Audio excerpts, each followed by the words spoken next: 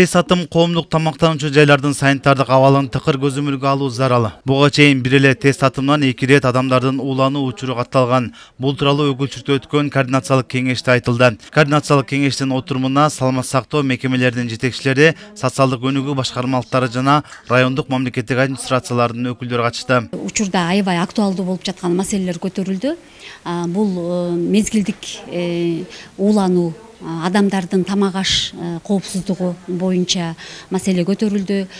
Тилекке каршы учурда бизде ушунчалык тест атым тамак аштар ачылган, бардыгы сезон учурунда иштеп, үй бүлөлөр баягы ишкерлер акча каражатын табалы деген ой менен ушу элди коомдук тамак аштар менен камсыздоо тармагында иштеп, ишкерлик кылган адамдарыбыз көп. Бирок ошол эле учурда айрым санитардык нормалар сакталбагандыктан, анан өзүбүздүн дагы жарандардын кайдыгерлигинен улам массалык түрдө уулануулар катталган.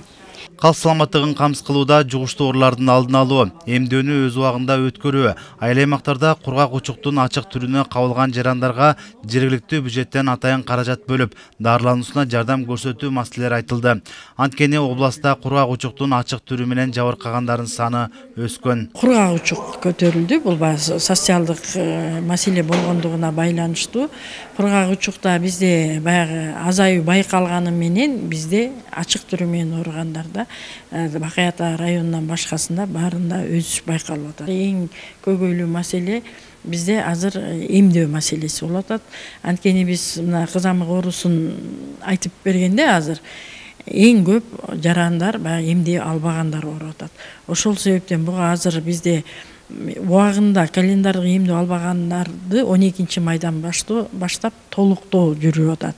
Координациялык кеңештин отурумунда мындан сыркары дарыгерлердин жетишсиздигин жоюуда жергиликтүү бийлик менен бирге көрүлгөн аракеттер тууралуу айтылды.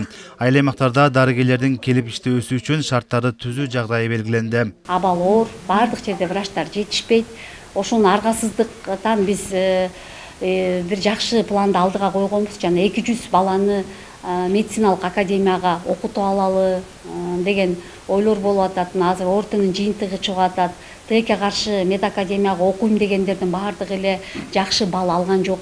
Ошондуктан ушул маселеге дыккат көңүл буруп, анда жакынкы пландарга приоритетти коелуудагы биз точный жакшынакай картинаны медакадемиянын алдына апарып сунуштайлы. Бүгүнкү күндө эч кандай көзөмөлгө алынбай, түрү менен көчөдө жүргөн балдардын ата-энелеринин жоопкерчилиги тууралуу айтылды. Отурумдун катышуучулары мигранттардын балдары жакын туугандарына калып, көзөмөлгө алынбай жаткандыгын айтышты. Мындан сыркары калкка милдеттүү медициналык камсыздандыруу полисин алуу жагдайлары тууралуу калкка түшүндүрүү иштерин күчөтүү зарыл экендигин белгилешти. Нурузбек Шабдымек уулу, Мелис Элебесов, Талас шаары.